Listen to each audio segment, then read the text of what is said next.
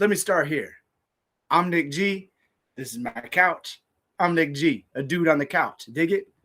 Right. We spend. What's up, Ashley? What's up, Shane? I'm glad to have you in here. Um, we, we, the people. You know what I'm saying? We, the people, the ones that have to eat every day, the ones that want to put clothes on our bodies so we don't have our naked asses walking around downtown, the ones that want roofs on our head to protect us from the cold, the rain, and the wind. Can you dig it? We, the people, you know, we have inherent rights given to us. You dig it? By the United States Constitution, bequeathed to us by our founding fathers, in which they used superfluous language to give England the middle finger because we are better than you. Look at all this freedom, motherfucker. Barrel suck it. Except for these black people, which are property and shit, and these native folks, you know what I'm saying? Now we just call them Mexicans and we put our remainders on not plantations. What do they call them? You know, where our native folk hang out. It's sovereign, it's theirs, unless we need it for minerals or money. You know what I'm saying? I mean, they were free. This is America, right? So we have all this money. All this money is coming in to some plus. It's not coming to wait. It is coming to me, specifically me, because I'm a laborer. I wake up every day. I go to a job. My body always aches because I'm always doing the physical things. You know what I'm saying? I'm one of those type of people who in my career path, I am always going to be one of those essential workers because they don't fucking care if I die. But I get one vote, just like they get one vote. And what can they do with my one vote to their one vote? They can spend a lot of money to influence more one votes. I talk about one all the time. What's the purpose of one? One is right now. Right now, I'm making one video for one Substack account about one topic, which is today, the American motherfucking people. Can you dig it, sucker? Abdul El Sayed won. He won against AIPAC because it didn't matter which yapping Muppet you were going to put up against it. The man spoke to the people. We the people. Me, you all. You know what I'm saying? We, the people, we know what's going on. I watched some stuff, with the Pod Johns, Pod Save America. I watched a little bit of the Midas coverage and all that. And what do you say about it? There was all this information leading up to it. There's all this information leading out. There's all this paid subscription, you know what I'm saying, per month, per extra, per feature, for what? How much of it helped the electorate? You know what I'm saying? How much of this helped the electorate? My price of the pizza down the block has gone up $5 since I started ordering pizza from down the block. You know what I mean? And how do you tell the difference between a good and a bad pizza joint? I'll tell you this, it's not a secret. The ingredients, man. Dough, tomato sauce, cheese, little pepperoni. But the quality of the ingredients, can you dig it? That's how we're doing our political choosing by the parties. I'll get to the parties in a moment, but right now I'm talking about pizza. You need a candidate. He says some stuff. All of a sudden, you got your clips with his name on top. There is your ingredients. But what's the quality of ingredients? I keep seeing Jon Ossoff. I'm not hating Jon Ossoff. I love a good own myself. I'm a wrestling fan. Hoo-dee-hoo! I am such a wrestling fan. I'll bring it from the territories. I'll bring it back to the carnivals where they were just trying to rob your ass. But right now, I'm speaking now. To build the framework. You have your heels in your faces, right? Your heels in your faces. The bad guy comes out and he does some douchey shit. Welcome to being a Republican, right? So you need your beacon of light, that baby face who comes out. Oh, and this time it's Jon Ossoff. I'm asking you to just answer the question, sir. And he's gonna be that white hat wearing cowboy, bam, straight shooting dude who's sticking it to the bad guy. And he'll come out and he'll say that line. He'll say that statement. He will play that role, shoot the promo, say the motherfucking thing. But what's he standing on? Democratic money, right? Democratic money from the Democratic Party because he is a white dude, white male. And they love putting their money on the white dude. Hey, whoa, Ashley, you know what, dog? I'm going to say this. And this also goes to wrestling. All right? You can have the technique. You can have the legitimate method, the legitimate structure. You know what I'm saying? That is going to be what you're looking for in a wrestler. All right. And what you're looking for in a wrestler. But if they don't have the charisma, if they don't have the look, they don't have the haircut, that's when you get your Daniel Bryan. And who is Daniel Bryan? And yeah, I guess I'm comparing Daniel Bryan as the anti-Ossoff. Ossoff would be PR, bro. PR. But that's exactly what we're doing. We're watching a TV show. But I'm bringing it back to Daniel Bryan because Daniel Bryan in the wrestling world, because politics and wrestling are simpatico, Daniel Bryan, nobody in the administration needed him in there. He's little. He's a little guy like me. Yes, absolutely smoke and mirrors. But that's also actually what brings me into talking about wrestling so much, because there's the stage show with the hard cam that focuses on the presentation. And then there's the behind the curtain working. Yes. Shane, you're talking about James Tallarico, and I guess that's where I was going first, because you had Beto O'Rourke for one, and then version 2.0, the white Christian male that sold to all America, where only one straight state can vote for him, right? So New York and California are paying all this money for this candidate they're never going to experience.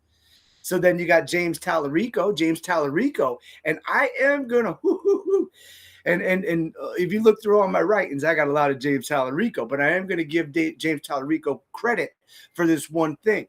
He is showing up. I gotta go look and see if we have pasta. He is showing up on Black Star Network. He is showing up on Roland Martin's show. He's showing up with Greg Carr. And so James Tallarico, one second as I go see if we have pasta. Yes, we have pasta. He's showing up in all the right places to speak directly to Black people. And I think it's dope as fuck. You know what I'm saying? Do I buy in? I live in New York. My candidate is, like, I have like a farmer, or I have a guy from Amsterdam who wants to be my representative by going on Facebook and attacking everybody like a bag of shit. That's who I have. So, am I talking about James Tallarico? I'm not talking about James Tallarico. I'm not talking about Jon Ossoff. They just aren't my people. You know what I mean? I got lost having to look for pasta. We aren't spending enough time as ourselves, right? We aren't spending enough time as ourselves thinking about who we want to represent us. I call him Sticker Licker. His name's Anthony Constantino. He's a quick look up. You can see what a performer. He is. You know what I'm saying? But that brings me back. It's like we need that Daniel Bryan kind of character that's coming in, because we keep getting this John Cena kind of white guy coming up, and by no means am I comparing John Cena's Ernest Goes to Camp look to John Ossoff, who's very polished, and he's kind of got like that madman kind of man look, like you just wait for him to pull a Pall Mall out or something. We're in a cool place. Oh, but back to John Ossoff. What's his platform? He's not even coming out and saying a catchphrase every time. You know what I'm saying? I think about Mayor Ed Koch because I'm kind of an 80s junkie when it comes to New York, because I'm old school and I love hip hop and I love the punk scene. As a matter of fact, I think 70, where are we going? We're going like 76 to like 85 is its own era of fucking rad. But I'm bringing that back into New York. Mayor Ed Koch, how am I doing? Every time I see that motherfucker, the first thought that comes into my head is, how am I doing? Every time I see Ashley, I'll drop. Hey, Gen X. Let me just take a quick pause. Gen X, where you'll hear people say that white people have no culture, recognize that what Gen X has is we have the television as our community. Now you have your algorithm of TikTok. There was no algorithm. You watch TV, you chose a character, and then that was how you presented your wit. You dig what I'm saying? So totally lost what I was saying before, because I like getting pumped up. Earnest, dialogue, woo. Anyway, let me bring back to what my whole point is. All these people, all this punditry, all these subscriptions that we're putting out to all these people, and we're loving their network, we're loving their community. Hey, it's great to have you on my show. It's great to have you on my show. It's a big fucking circle jerk of text message groups deciding what's going to come to you. And let me ask you, what's different between that? What's different between that and sitting in a corporate fucking board with people with certificates over their fucking head, instead of, let me show you this. What do I have over my head? My girlfriend took me to a New Kids on the Block concert, right? This is a picture of us at the New Kids on the Block concert. I tweeted it and I tagged DJ Jazzy Jeff and he reposted it. So as I was explaining to my girlfriend, this is not a photograph of us.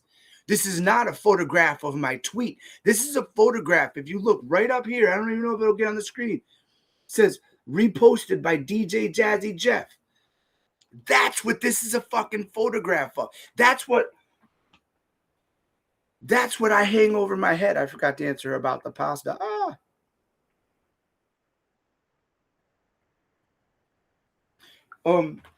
That's what I got hanging over my head. You know what I'm saying? And that's it. Hey, Shane, you're bringing up the wolf pack. You know what I'm saying? I'm finding out all kinds of dirty shit about them. And it is just nuts. It's not the pasta. I'm just finding out how they network. Do you know what I'm saying? They talk to people like me in groups and DMs, and then they take their intellectual concepts that they discovered, they thought of, they recognized, and they're taking it to the air and getting a big circle jerk with that. You know what I'm saying? The people who were already visible because they were standing on people. You know what I'm saying? The people that are peripherally breaking through because they have their quality of work. You know what I'm saying? They aren't getting the credit they deserve. And Shane, you are exactly right. This is all about the money. Because, I'm talking about, we left MSNBC, CNN. I don't recognize other people because, you know what I'm saying? We don't recognize other people because who the fuck are they? So right now, what are we watching? We're turning to the YouTubes. We're turning to the TikToks. No, I did not read it, but I will. We turn to all this stuff, but they're always There's a gimmick, Midas Touch. Midas Touch, Brian Tyler Cohen, David Pakman, they are a network. Politics Girl is a network. Now, I'm going to give Katie Fang, I'm going to give Allison Gill their own space because they have their own intellectual concepts already, which Midas Touch is just filching from. But this network, and I'm going to say this cohort of Chorus and 1630 people, you know what I'm saying? They are networked through the Democratic Party, through the DNC. That's your Brian Tyler Cohen. That's your Adam Mockler. That's Midas by proxy because they communicate with each other. And that's what brings you in the Gavin Newsoms, the Josh Shapiros. You know what I mean? That's what brings in the crooked gang. And so they are. All right, Shane, Shane Urak saying his greatest pride point is blocked by all the Midas brothers and the MTN accounts. I tag my posts with the whoever is greater than Midas Touch Network. So I'm clearly not trying hard enough. But these people are getting paid $8 a month for YouTube, whatever, you know, all the different places. So you're subscribing to Midas, subscribing to Adam Mockler, subscribing to Aaron Parnas, subscribing to Lev, subscribing to Ellie, subscribing to Zev, subscribing to all these fucking people. And they're on the motherfucking phone, beep-a-da-boop, beep-a-boop, deciding what you are going to learn from. I'm learning. I'm learning other shit. I'll even tell you about what my piece is writing about today, and I'm not going to get into it because, God damn it, I'm writing a piece. The IDF is training ICE. The surveillance that ICE is using is in partnership, simpatico, with everything that's going down in Israel. There's an episode of The Next Generation, Star Trek, of course, where they come to a planet and they're just getting attacked. Boom, they beamed down. They beamed down. And every time they defeat whatever is attacking them, it evolves, revolves, and rebuilds to have just learned it. By the end of the episode, 30 years later, I'm giving away nothing. By the end of the episode, you find out this planet was a demonstration site where you would put one of your guys down there, they'd blow the fuck out of them, see how far they'd survive, and then sell the munitions to you. And they sold to both sides. Can you dig it, suckers? That is what's happening now. That is what's happening now. The demonstration in Israel of the apartheid and Jim Crow style laws, I'm going back to apartheid. 1 second, breathing and all. So I'm going to make a quick association, and I don't know what I said I was going to get back to, but I promise you I never will. Israel, while should be compared to Bolsheviks literally, is compared to Nazi Germany in the fact that they are brainwashing their people by literally telling them all these piece of shit things about themselves that other people are going to say, where the truth is the only place they're going to hear the piece of shit things is in their training to get built up. So that's one. Moving on to two, the IDF is a military that is trained to not see human beings, but to see gold. When we are watching Avatar, the IDF is essentially the bad guy in the movie, clearly wearing American stripes. But with that being said, the ICE as we know it, is the infiltration backdoor Trojan horse that was brought in. So the money that is now controlling the executive branch, because if you know anything about the Trump family, they just cash in, and people buy everything that they destroy on the cheap and cash in, because it's all a work. Which brings me again to professional wrestling. Why would it bring me to professional wrestling? Because professional wrestling and UFC are both owned by the same people. Can you dig it? Sucker. I'll lay it on you one more time. Because the origin of professional wrestling is the carnival show would come around. You would bet your biggest fucking monkey in the fucking neighborhood up against the champion. And, you know, You could win. The champion would let him roll, and then beat him at the end when, and everybody would cash in because they knew the outcome of the match. That's professional wrestling. And then once the curtain call, once we all caught it, as I always cite, I remember fucking sitting in front of a black and white 19-inch, and I watched King Kong Bundy get pulled up by his fucking hair. Wrestling isn't real, man. Why are you standing up? But the carnival mark would make them money. And that brings us to UFC. There is no curtain call on UFC. You can pull them fights. You can fake them fights because everybody's so cracked out on watching 20 years of the fucking Ultimate Fighter. You know what I'm saying? It's a scam.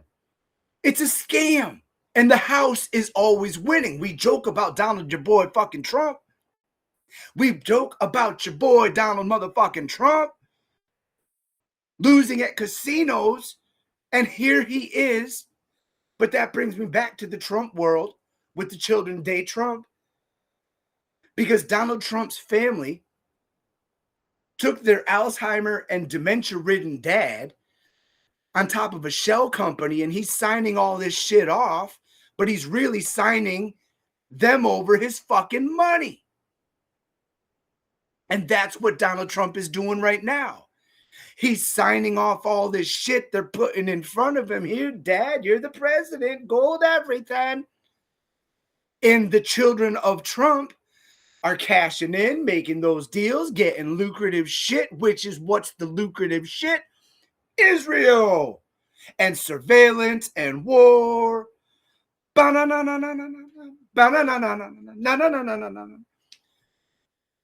You dig? It's a big cycling circle jerk. But hey, we're watching all this Bulwark stuff with Andrew Egger talking about gossip. Katie Miller called Dr. Fauci, man. She was pregnant. She called the fucking highest doctor in the land because she had access. Oh, dummies. Me too. Me too. My neighbor's a fucking laborer. My neighbor does construction work on his own fucking house. I call him when I need labor or construction on my motherfucking house because he's the best I know. The money of Zion, which we call Israel, which is Palestine that has been usurped by Europe, colonization, the money, the pro-Israel Zionist money that has now taken over the evangelical movement in the United States because it was their fucking begging. Take my money, please, as we invest in your small area in the middle of Muslim people and we force an ideology that left. You dig what I'm saying? And we're going to forget 2,000 fucking years of actual, evolution and culture because people in Germany did some dick shit. So which that turns me back into Israel. From jump, you are born. Boop, you come out of that motherfucking uterus and they start teaching you about all this shit that happened in the Holocaust, how everybody hates you. Shane, let me tell you my biggest plight today. Careful, bro. You're getting real close to putting the whole scam together. I have been in 2 fights today.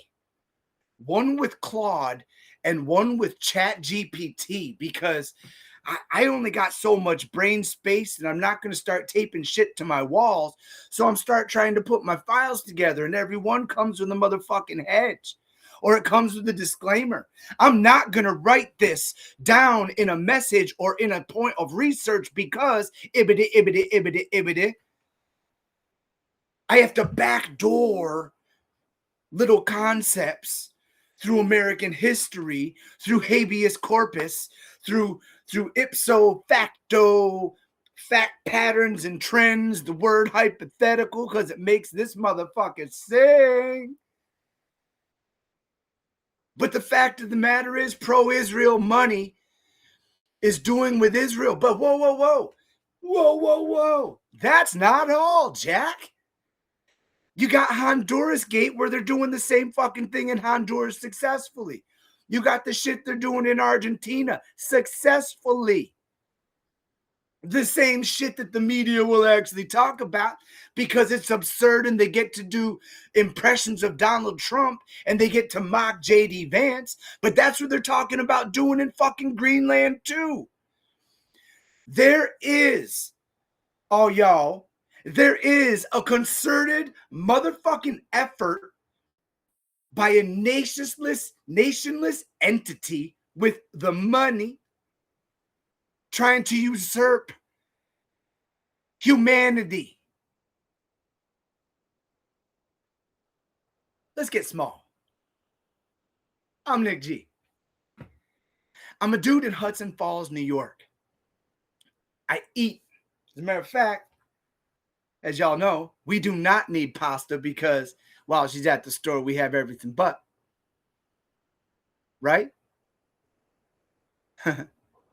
So we eat. We wear clothes. We cover our head. We seek medical attention when we have medical biological shit.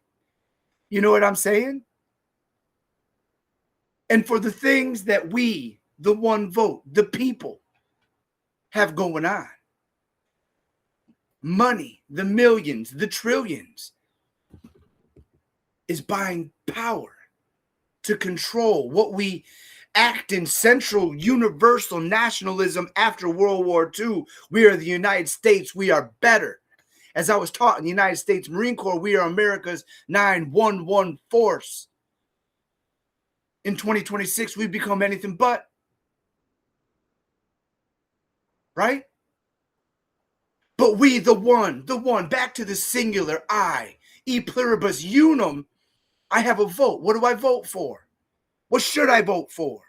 That which keeps my belly fed, that which keeps my ass covered. Of course, now I keep my head in a fly hat too. That which keeps a roof over my head, my neighbor's head, so they don't need. So we have space to live our individual ideologies and freedoms. And they're taking that away from us. And how are they doing it? With bigotry, with race baiting. I keep getting mad because I'll slink back because I think Julie Roginski's great until she talks. And then she talks about the SDA. And then she starts talking about Israel. And I'm like, no, man, no. Man. Oh, Pendleton. I used to hang out in Oceanside, California. I used to hang out in on Revolution Boulevard in Tijuana. That was back in like 98, 99. So I was hanging out at like Vibe, and it was hanging out like Iguana Guaranas. You know, I was there. Yes, Trish, jingoism. What you all should be doing on YouTube, you need to bookmark Black Star Network. You need to bookmark Lurie Daniel Favors. You need to bookmark the Karen Hunter Show. From those 3 bookmarks, you will branch into such knowledge. You need to bookmark Contraband Camp with Michael Harriot. You see Michael Harriot. You see Greg Carr. You see everybody on the Black Star Network with Roland Martin. But that's where you should be getting your information. That's where I'm getting my information. Hey, where am I learning about Israel? OMG. Ezra Lipp, L-I-P-P, Ezra Lipp, The Thin Veil. He has guests on who grew up in Israel, in Syria, in Palestine. And he has these guests on who tell you truths about how they were raised. And your jaw drops. Oh shit, the groceries are here. I gotta go. I'm Nick G. This is my couch. Ezra Lipp, The Thin Veil. I gotta go. If you're gonna believe in someone, why not believe in me?